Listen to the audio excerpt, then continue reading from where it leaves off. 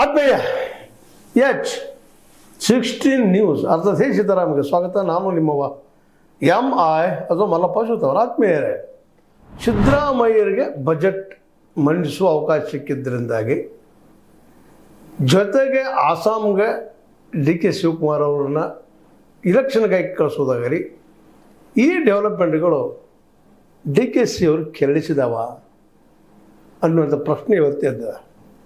ಹೌದು, ಹೈಕಮಾಂಡಿಗೆ ಇವತ್ತು ಸಿದ್ದರಾಮಯ್ಯರಂಥ ಒಬ್ಬ ಮಾಸ್ ಲೀಡರ್ ಇಲ್ಲ ಕರ್ನಾಟಕದಲ್ಲೇ. ಇದು ಒಪ್ಪಬೇಕಾದ ಮಾತು. ಮತ್ತು 2028 ವಿಧಾನಸಭಾ ಚುನಾವಣೆಯಲ್ಲೂ ಅವ್ರು ಬೇಕು.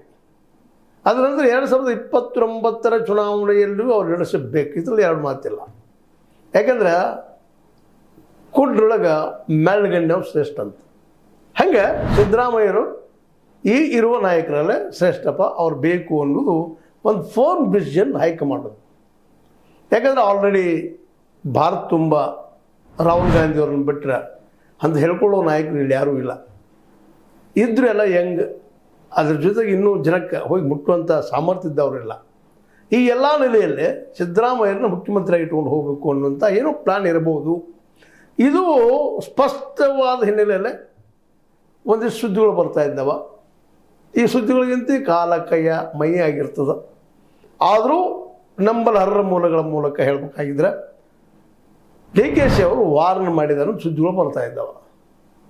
ನನಗೆ ಬೇರೆ ಆಪ್ಷನ್ಸ್ ಇದ್ದಾವೆ ಅಂದರೆ ಏನಂತ ಅರ್ಥ, ಈಗಾಗಲೇ ಮಲ್ಲಿಕಾರ್ಜುನ ಖರ್ಗೆ ಅವ್ರಿಗೆ ಮೆಸೇಜ್ ಕೊಟ್ಟಿದ್ದಾರಂತೆ ಸುದ್ದಿಗಳಿದ್ದಾವೆ. ಸತ್ಯ ಸುಳ್ಳು